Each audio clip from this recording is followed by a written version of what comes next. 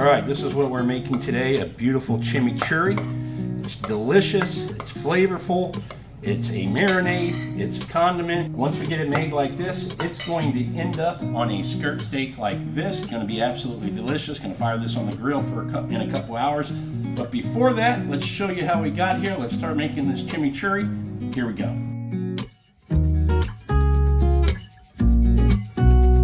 Hey everyone, welcome back to the kitchen at Food, Wine, and Whiskey. I am Rob.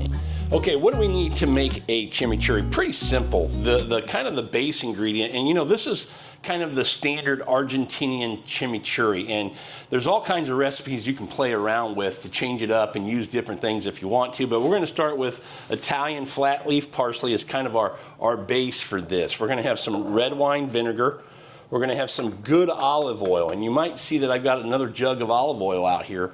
The point in that is to show you all that when I make something that's going to be kind of eaten in a dip or a sauce or kind of on its own, I try to go with a better olive oil. When I'm just doing something that's cooking in olive oil or something else, then I'll go with a less expensive olive oil. That's all I'm showing you here. So for this, we're going to slide that one out of the way. We're going to use what I think is a better organic olive oil. This comes from Portugal, really quality, and should add a little more richness, a little more flavor to this chimichurri.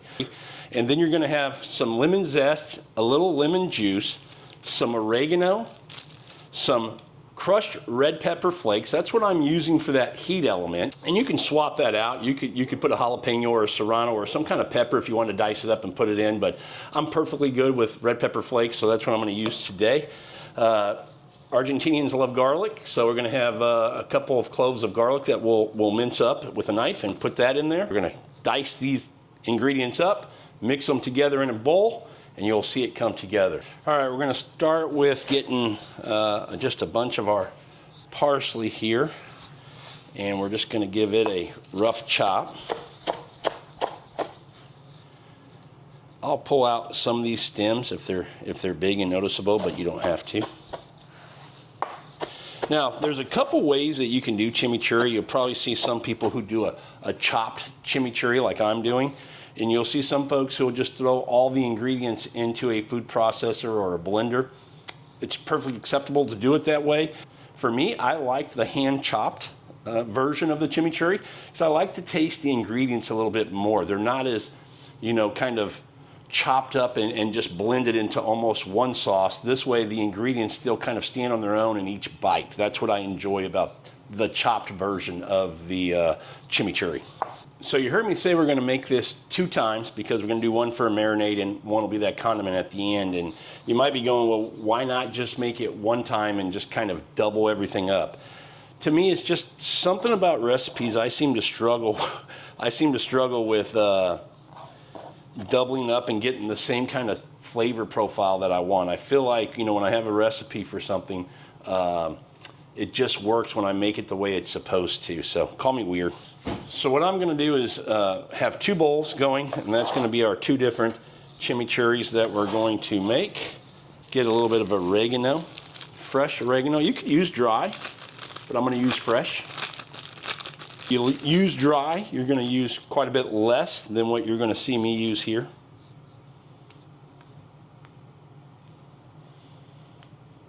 Now, oregano is one of those things you don't have to use. Some people use it, some people don't.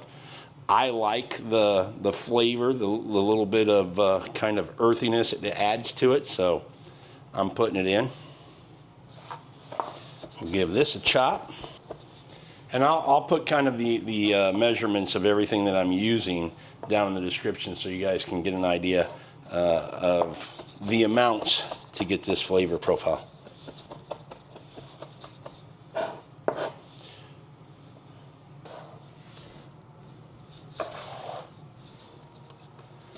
Next up, a little garlic.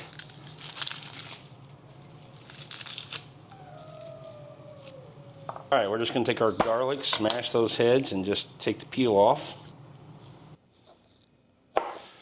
So I always cut off these little root ends, you know, where they're, you know, I see some people don't do it. It's up to you. All right, we're just going to mince this up real nice.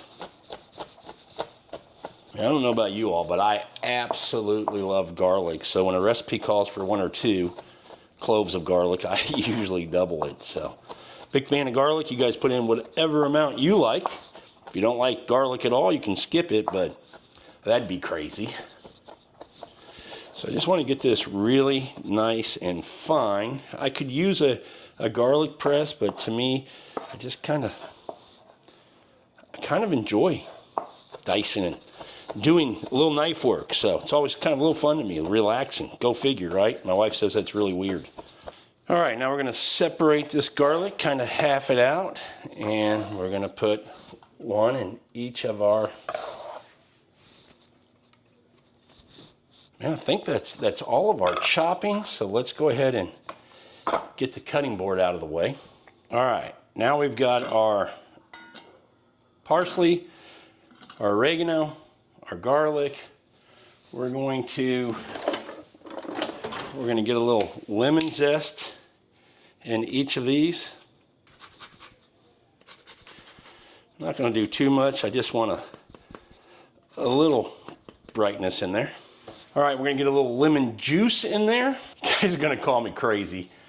I saw this on a TikTok. I think it's full of crap, but they said if you take like a little large toothpick or a skewer or something and you put it in a lemon, you know, instead of cutting it and having to, you know, fight the seeds and all over your hand and stuff, you could do this, put that in, and then squeeze. Yeah, that's what I thought. It's full of crap. Well, I tell you what, on these TikToks, they had it squirting out like it really worked.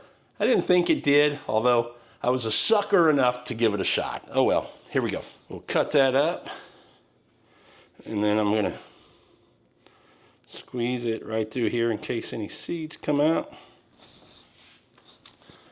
Red pepper flakes, this is your heat element, so again, to taste. I'm gonna put in about a 1/2 teaspoon to start. I may adjust after I taste it and see what I think. Let's do a little red wine vinegar. We're gonna do about a 1/8 of a cup. You know, that's another acid along with that lemon, so going a little less on that, and then we'll do our olive oil here. You're always gonna have a little more olive oil than you are whatever vinegar you're using. Then we're gonna give this a little mix.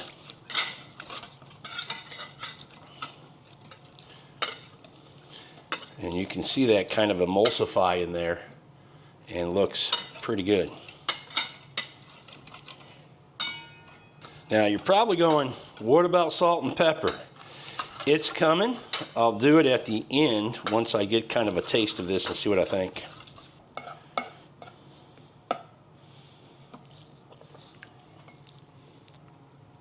That's very good. I could use a little bit more heat, so I'm going to go a little bit more red pepper flakes. And because I put the same amount in both those, I'm going to put a little more in here. Definitely need some salt and pepper.